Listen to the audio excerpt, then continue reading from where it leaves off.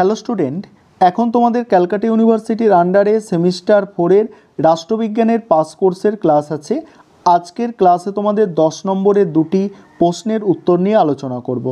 আজকের ক্লাসের প্রথম প্রশ্ন হচ্ছে, একবিংশ শতাব্দীতে আন্তর্জাতিক রাজনীতিতে রাশিয়ার ভূমিকা আলোচনা করো। অ্যান্সারটা বুঝে নাও। বিশ্ব রাজনীতিতে বর্তমানে একক মহাশক্তি হিসাবে মার্কিন যুক্তরাষ্ট্রের ভূমিকা ক্রমেই দুর্বল হয়ে পড়ার কারণে সাবেক মহাশক্তি সমাজতান্ত্রিক সোভিয়েত ইউনিয়নের উত্তরসূরি ভ্লাদিমির পুতিনের রাশিয়া দাপটের সাথে বিশ্ব রঙ্গমঞ্চে এখন নতুন মহাশক্তি হয়ে উঠতে মরিয়া। এবার প্রথম পয়েন্ট হচ্ছে ইউক্রেন নীতি। সম্প্রতি ইউক্রেনে যেসব ঘটনা ঘটে চলেছে তাতে রাশিয়ার আধিপত্যবাদী ভূমিকার প্রমাণ পাওয়া যায়।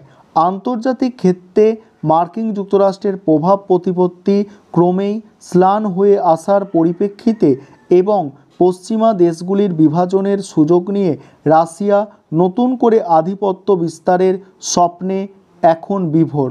তারপরে দেখো পরের পয়েন্ট, আফগান নীতি। পরের পয়েন্ট হচ্ছে আফগান নীতি। এখানে কি বলা হচ্ছে দেখো, সম্প্রতি আফগান সংকট সমাধানে রাশিয়া এগিয়ে এসেছে। রাশিয়ার নেতৃত্বে আফগানিস্তানে উচ্চ পর্যায়ে শান্তি পরিষদের প্রতিনিধি এবং তালেবানদের মধ্যে এক বৈঠক হয়। এই বৈঠকের আয়োজন করার মাধ্যমে রাশিয়া যে এই অঞ্চলে প্রভাব বিস্তার করতে চায় তারই ইঙ্গিত পাওয়া যায়। এবার মূল্যায়ন দেখো, প্রকৃতপক্ষে রাশিয়ার সামরিক শক্তির বিপুলতা এবং প্রাকৃতিক সম্পদের প্রাচুর্যতা আর সেই সঙ্গে বলিষ্ঠ নেতৃত্ব রাশিয়ার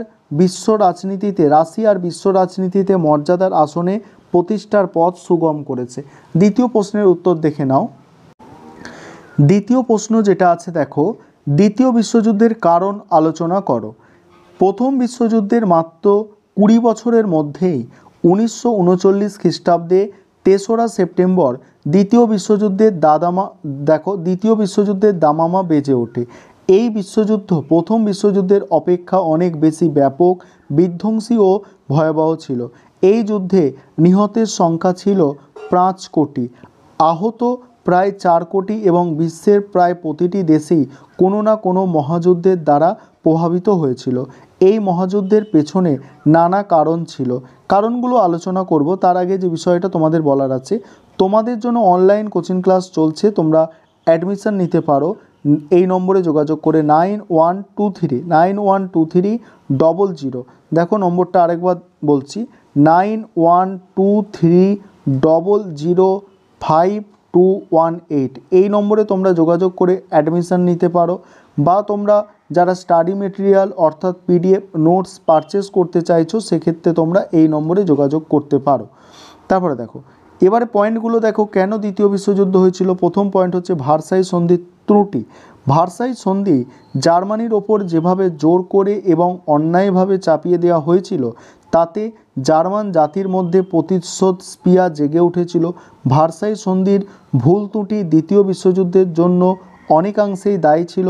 তাই E.H. কার বলেছেন, ভার্সাই চুক্তির মধ্যে দ্বিতীয় বিশ্বযুদ্ধের বীজ নিহিত ছিল।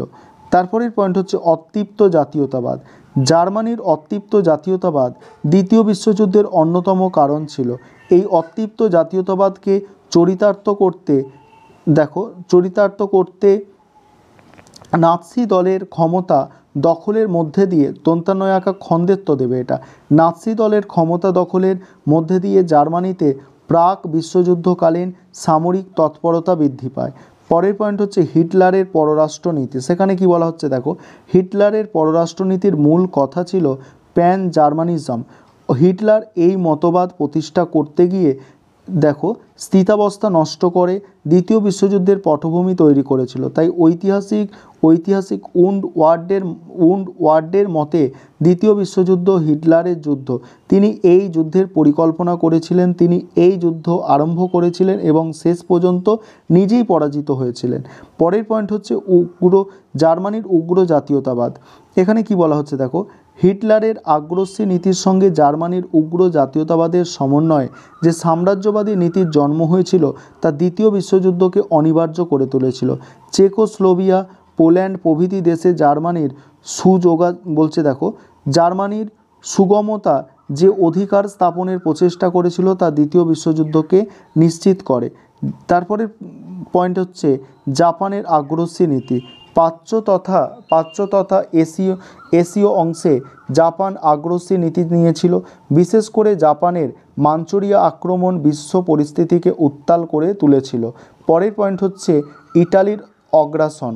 মুসোলিনির নেতৃত্বে ইটালির পররাষ্ট্র গ্রাস নীতি দ্বিতীয় বিশ্বযুদ্ধকে পরিণতির দিকে ঠেলে দেয়।